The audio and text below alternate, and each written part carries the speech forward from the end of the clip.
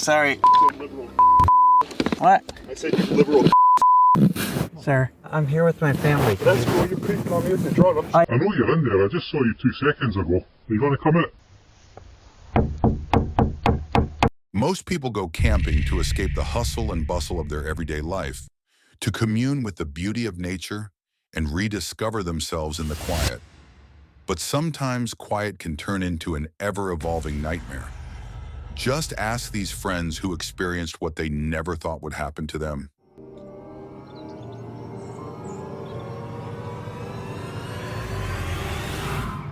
Case number 1.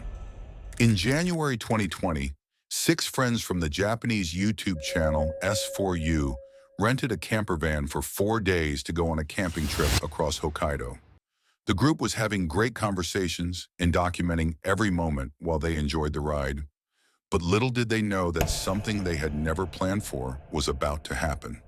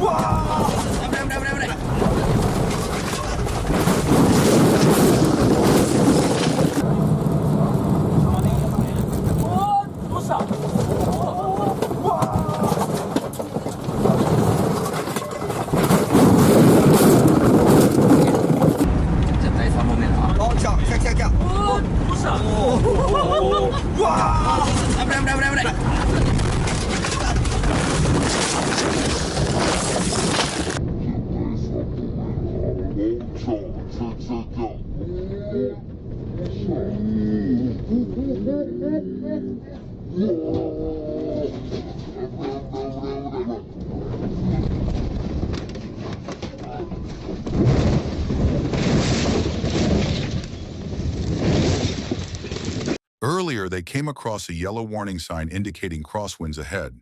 Seconds later, after joking about the wind and ignoring the warning, the gusts overpowered them, causing the driver to lose control, which led to the accident. Although they all survived the encounter, they suffered bruises, broken glasses, and stiff necks. Soon the police arrived and took their statements. Despite what had happened, they remained resilient and continued their journey. This incident serves as a stark reminder to always heed warning signs while on the highway. They are there to prevent situations like this, and this group was fortunate to escape with only minor injuries. Unfortunately, for some individuals who have faced similar encounters, the outcome was not the same. They did not survive to tell their stories.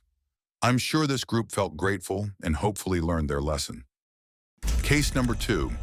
The creator of the YouTube channel Coyote Works is a man who seeks to spend as much time as possible in the remote backcountry, sharing his adventures with those who enjoy them.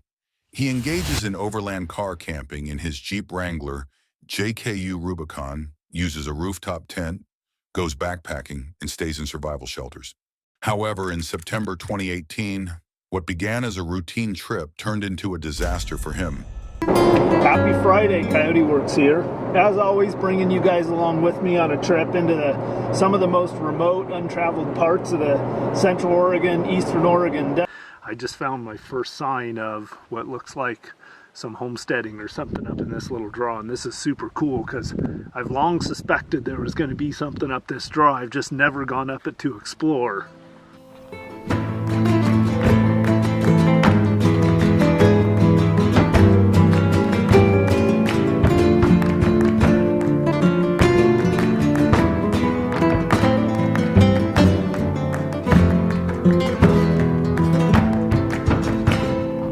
right, this is pretty cool right here. This is, I walked just a little ways. I may be 50 yards from the homestead down there.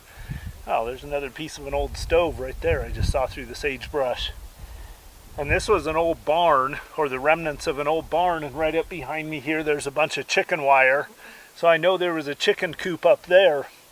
So this was a pretty substantial little homestead. I'm pretty stoked about this. After scouting the area, he chose a more secluded spot to set up camp. But that's where the trouble began.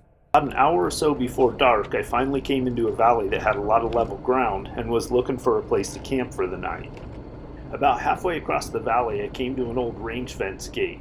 So like always, I turned the Jeep off, dropped the keys in my pocket, and got out to open up the gate. As I was getting out of the Jeep, I noticed smoke starting to come out from underneath the hood, so I immediately opened the hood to see what was going on. Now, up until that moment, there was no indication that there was anything wrong with my Jeep. No warning lights on, the temperature gauge was reading normal, and it was driving just fine. Which leads me to believe that the fire had probably just started. For the next couple of minutes, things moved really fast as I jumped into action trying to put out the fire. And yes, I had a fire extinguisher, and I used both my fire extinguisher and a couple of gallons of water trying to put out the fire. So you're not going to see any more video clips until after all of my initial fire suppression efforts were exhausted.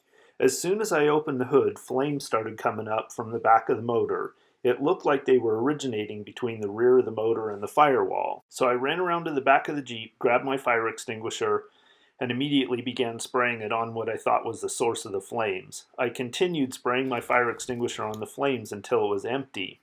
And for a minute, it actually seemed like it was kind of effective in putting down the flames a little bit. But a few seconds after my fire extinguisher ran dry, as I was standing there looking at the Jeep, the flames flared back up again. All right, this is why you carry a fire extinguisher. God damn it, it's still going.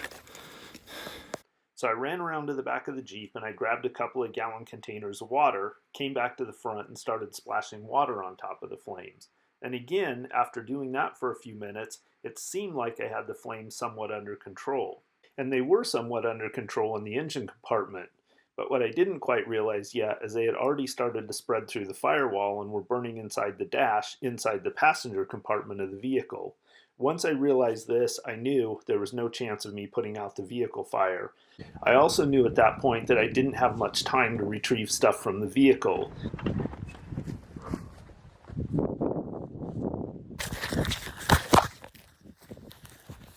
So then I immediately started redirecting my efforts towards pulling some basic survival supplies out of the vehicle in case I was stuck out there for a few days.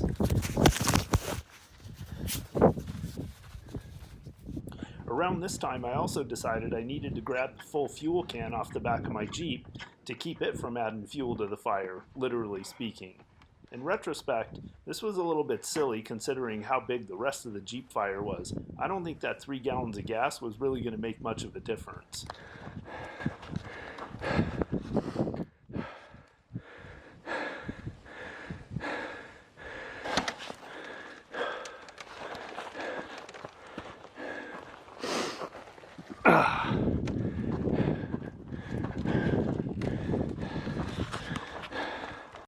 All right, well, I got all the stuff I need to survive out. So I'm probably just gonna camp here and watch it burn. I cut a little fire line on the other side. I'm gonna go work on that a little bit more because I don't want to burn the forest down out here.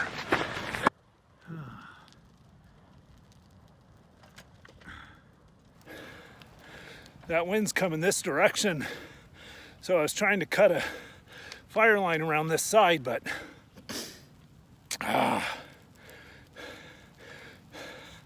always an adventure, guys.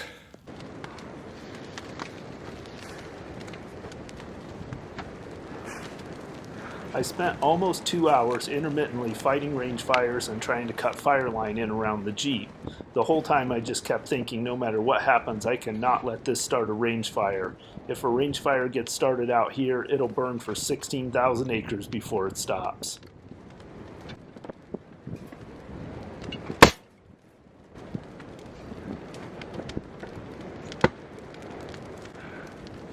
I'm certain that no one plans to find themselves in such an unfortunate situation.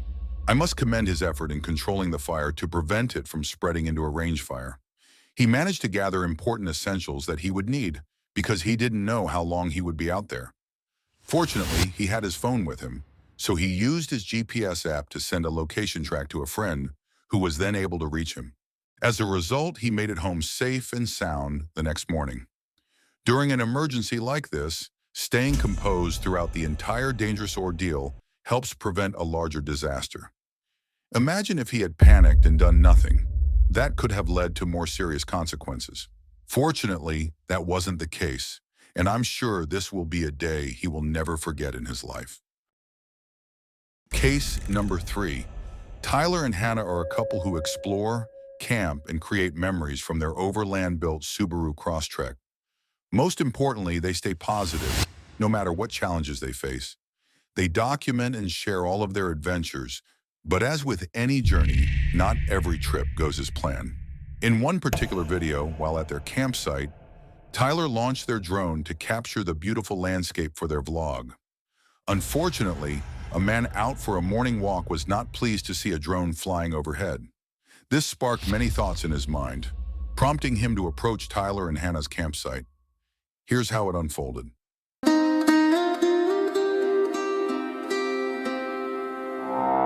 Creeping on you because you're creeping on me while I'm taking my morning walk. Checking me out. I'm just checking out what you got. What you got here? Sorry. Liberal. What? I said you liberal. Sir, I'm here with my family. That's cool. You're creeping on me with the drone. I'm just creeping on you. No, it's sunrise. I had no idea you were here. You're out here creeping. I'm out here creeping. I had no idea. Do it in person because I'm not a pussy. I had no idea you were here, sir.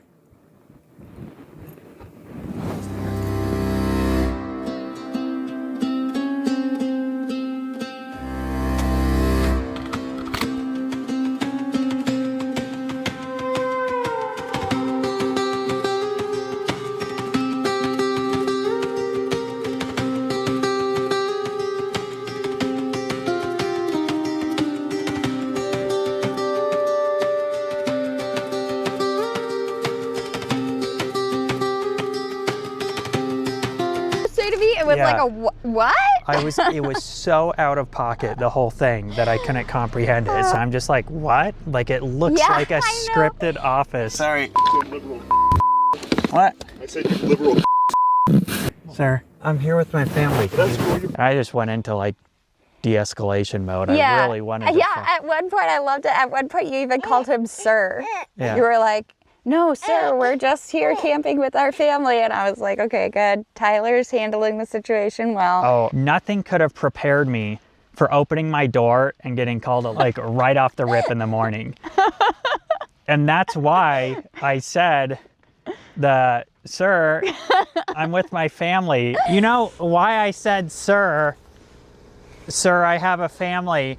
Like how in my head is different than what's coming out. In my head was sir, this is a Wendy's. Like I'm out here camping with my family. You're like memeing on him in your head. Well, he's losing his mind and I have no idea why. So in my head, I was just like, sir, this is a Wendy's. So I just was like, as he was leaving, I was like, sir, I'm with my family. Like, Yeah. It was so baffling. Like, I was like, oh, how did he find something to be this mad about? Sir, I'm here with my family. That's cool. You're creeping on me with the drone. I'm just creeping on you. No, it's sunrise. He just read everything wrong. Yeah. We're at a campsite, one of the most scenic places during golden hour sunrise, beautiful sunrise. Sorry, I didn't get you guys a lot of drone footage because I was dealing with him. So that flight was entirely cut off right from the start. So he... Let's analyze this situation. I don't think the man was wrong for wanting to find out whose drone was flying overhead. Imagine you're in the forest and see a drone above you. Your first instinct would be to figure out where it came from. However, where he went wrong was in how he approached Tyler. He could have simply asked calmly and politely, but instead he was aggressive, which made it seem like he had a personal grievance to settle. On the other hand, Tyler wasn't in the wrong either. He was in a public area and had no idea anyone would be in such a secluded location. All he wanted to do was capture the landscape. The man's reaction made viewers wonder if his response was solely about the drone or if he was hiding something.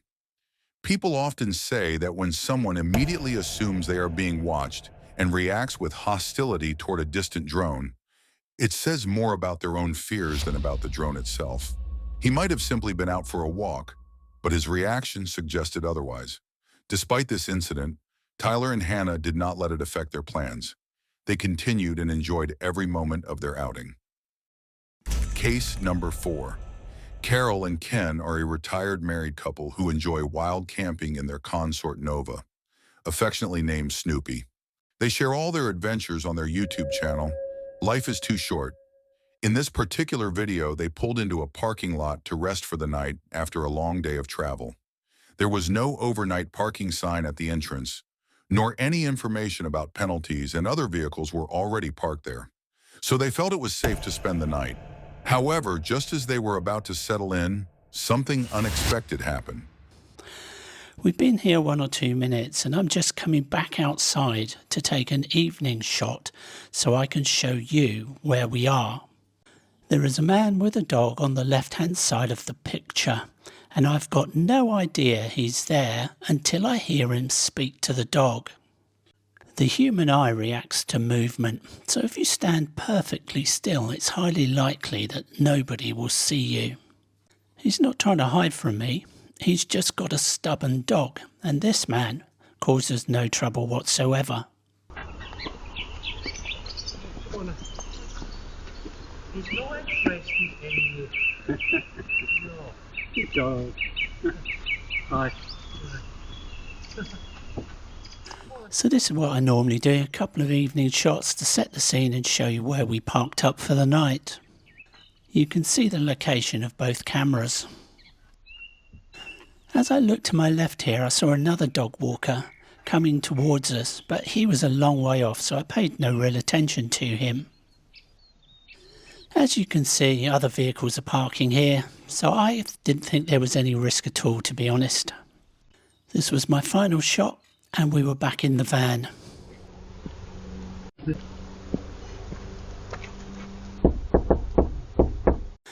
Now that may not sound very loud, but when you've got your ear right next to the window where he's knocking, it sounded very loud indeed. Now I've thought about this often. What would I do if somebody knocks the door? And the first thing I would do is not open the door until I know who's outside and how many of them there are.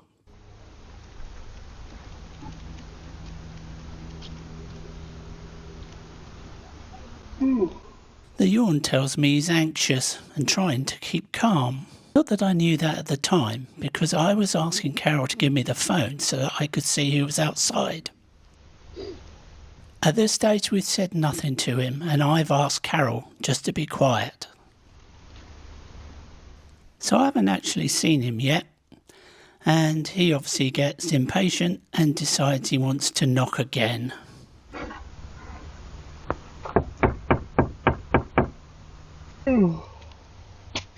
Now I can see him, and I'm assessing my options. I'm not going to let this guy dictate what's happening. At the moment he's not aggressive, but he's clearly fed up, because you don't normally do this. I know you're in there, I just saw you 2 seconds ago. Are you going to come out? This guy thinks he can tell me what to do, but he can't. He's a civilian just like I am. Carol is terrified, but I'm not. And I just keep calm in situations like this.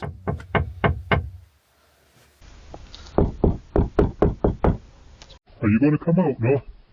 He's stumped. He has no idea what to do next, because I'm not playing the game.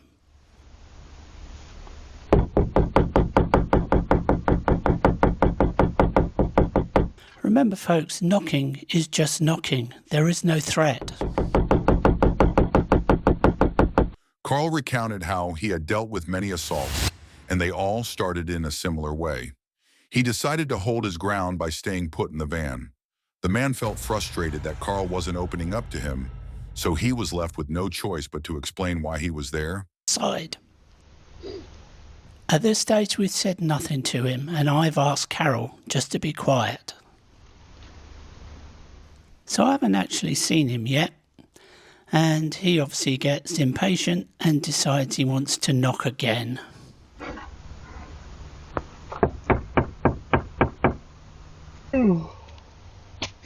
Now I can see him, and I'm assessing my options. I'm not going to let this guy dictate what's happening. At the moment he's not aggressive, but he's clearly fed up, because you don't normally do this.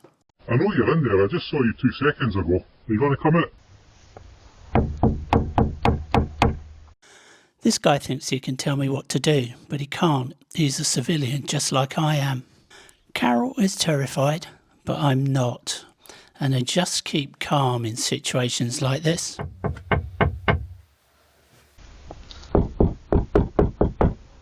Are you going to come out, no?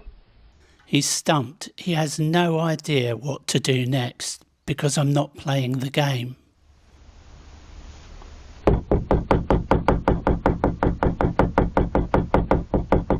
Remember folks, knocking is just knocking. There is no threat.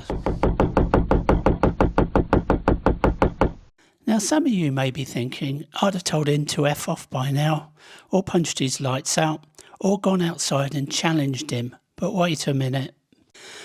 In my time in CID down in Brighton, I dealt with a lot of serious assaults, and they all start like this.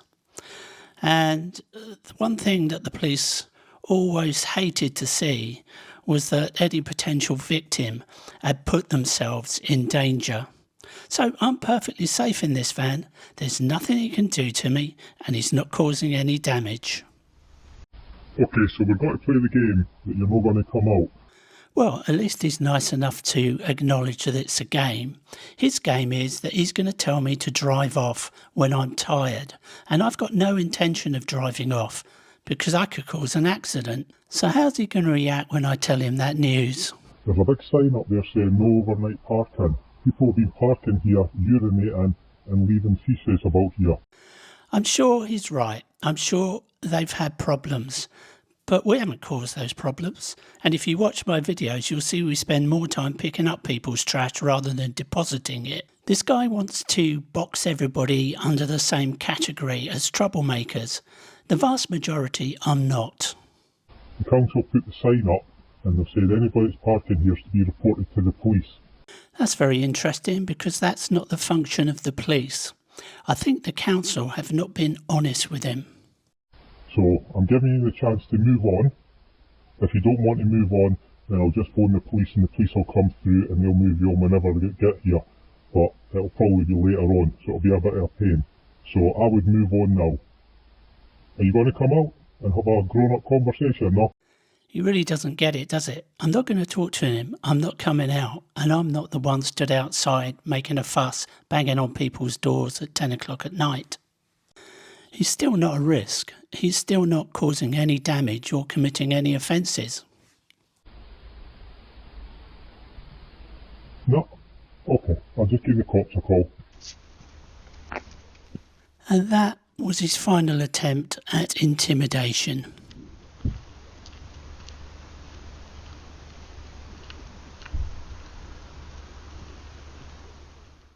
I've no idea if he called the police or not, but they certainly didn't turn up, and we spent the whole night there. If the police had turned up, I would have done whatever the police officer told me to do. I would have been charming and pleasant, but I would have pointed out to them if they told me to move that I was extremely tired, so was my wife, neither of us were in a fit state to drive, and I pulled in to rest in accordance with Rule 91 of the Highway Code. I'd have also told him that we were going to be gone at the crack of dawn in the morning, and surely common sense would say that we should be allowed to stay there for the night and not cause any... This experience serves as a powerful reminder to always lock your doors while camping, never open up to strangers, and be sure to check for warning signs before parking in a lot to avoid any embarrassing situations. Case number 5. The person behind the YouTube channel Nomadic Introvert is a solo traveler living in her van. She visits different places and follows simple routines, creating calm content. However, on September 6th, 2023, her peace was interrupted by a troubling incident in a quiet parking lot. I found this empty parking lot. Nobody was here. It was in a pretty populated area, so I didn't think nothing of it when I parked by a nice big bush. Again, I didn't think nothing of it. It was just me. So I pulled in and I parked by this very same bush that you're looking at. As you can tell, it was nice and breezy outside, and I just knew I was going to get me a lot of sleep. So I prepared to take a nap. Like any other time where I'm in a new area, I don't take all my pillows off of my bed. I just put one pillow down. I crack the window to get that nice little breeze, and I left my curtains open so that I can see out of my front windshield in the event that I feel like something is up. So, thinking nothing of it, I laid down to take a nap because that morning I ran 3.5 miles and my legs were exhausted. While I was laying there, something told me to get up. It wasn't because I heard a noise or anything. It was just like a gut feeling, like, get up, look outside. And that's what I did. And when I looked outside, I saw a white male approaching my van, headed straight towards my passenger side, and proceeded to walk around the back of my van and towards the driver's side door. And as he slowly approached the driver's side door, I hopped back, I shut the side window, I hopped in the front, I locked the additional driver's side lock just in time. No sooner after I locked it, he grabbed the driver's side handle and began to violently shake it. Now think about what could have happened if she had ignored her gut feeling. What do you think the outcome might have been? What happened was when he was shaking the handle, when I ran up to lock the additional interior lock, then he started shaking the handle. I looked at my dashboard and I didn't see that red light blinking, which indicated to me that all the doors were locked. Because when I lock my door, I always look at the dashboard and it'll be a little blinking red light that says, hey, everything is secured. I remember after locking that additional locking, backing up, as I was backing up, I looked at the dashboard and I did not see that red light flashing, which means I don't think I locked the doors. So when I didn't see that red light flashing, I wasn't sure. So I backed up to look for my key. I went to this table right here, and it was shut. It was closed. And I was like, crap, because that's where I normally put my key. I always put my key there, with the exception of that day, me breaking character. That's the second time I broke character. The first time I broke character is when I didn't see that red light flashing on the dashboard, which indicates all the doors were locked. So I know for a fact I didn't hit that lock button. So as he's violently shaking my door handle, I'm looking for my key because it's not where I normally put it. So I'm looking. It took about 8 seconds. Throwing stuff.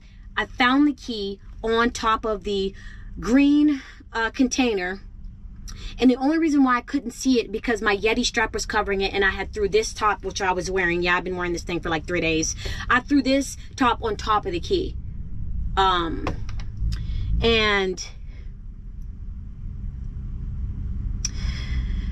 it just, so when I grabbed the key, finally found it, I grabbed the key. As I jumped in the front seat, he was still shaking the door handle trying to get in. I jumped in the front seat, and before I sat down, it was like one motion. I jumped, put the key in ignition, turned it, and sat down. Once I cranked up my van, he stopped shaking my driver's side handle. Which means he didn't know I was in here, which blows my mind. How do you not know I'm not in here when you walked up, when you were coming up on this side window, I slammed it shut. You didn't hear it, right? So it stopped. I put my van in drive and I took. Even after the intruder left and she drove away, she felt unsettled because she had broken her usual behavior. She couldn't stop thinking about what could have happened if she hadn't trusted her instincts or if the intruder had succeeded. This experience highlighted important lessons for van lifers. Always lock your doors day or night, because people can be unpredictable. Also, trust your gut feelings. If you feel the need to leave, do so without hesitation. Although this encounter ended safely, her shock was clear. Case number 6. On April 28, 2023, YouTuber Truck House Life, known for his solo camping trips, invited a friend on his latest adventure. They were unaware that this camping trip would come with unexpected surprises. So this morning, it was like 5:30 or 6 in the morning. I was sleeping and I felt the camper shake, and we're supposed to have a friend driving by on the highway right out here. And I thought it was my friend messing with me, trying to get in the camper and all that, and I just ignored him. I just didn't want to, I was sleeping. And all of a sudden I heard Max yelling outside, like, "Hey man, what are you doing? Get off there!" Like just screaming at him and like threatening the guy. And the guy was crazy. He had freaking socks on. He had no shoes, looked all messed up. And the dude was trying to break into this camper while I was sleeping in it. And I mean, we're out in the middle of nowhere. Like I have no idea where he walked from, Like, I have no idea at all. And turns out he had broken into Max's truck. He was sitting in the front seat. The front seat's all soaked. There's blood all over the floor. He started opening up Max's chips and stuff and eating his chips. And then he climbed in the porch and was trying to get in here. So anyway, Max and I kicked him out of here, and he walked up to the road and was trying to break into a school bus. There's a school bus going to pick kids up right up there on the highway, and the school bus is chilling right up there, and the dude was trying to break in. So the school bus guy called the cops. Man, so this is crazy. Some guy tried to break into my camper, and the cops are here now, obviously, and the cops just grabbed him. So, crazy way to wake up. That's exactly why I keep a shotgun in here. I thought I was gonna have to use the butt of the gun to hit him in the face or something if you get all crazy, but anyway, let's cook some breakfast. Someone attempted to break into his truck camper. To identify the intruder, he looked through the window and saw a man trying to get inside. When the intruder was unsuccessful, he moved on to another vehicle. Fortunately, the police had already been alerted, and the man was eventually captured and detained. Although the experience left him shaken, he still managed to have a great time camping. If you enjoyed this video, which I know you did, subscribe, like, share, and watch the next one.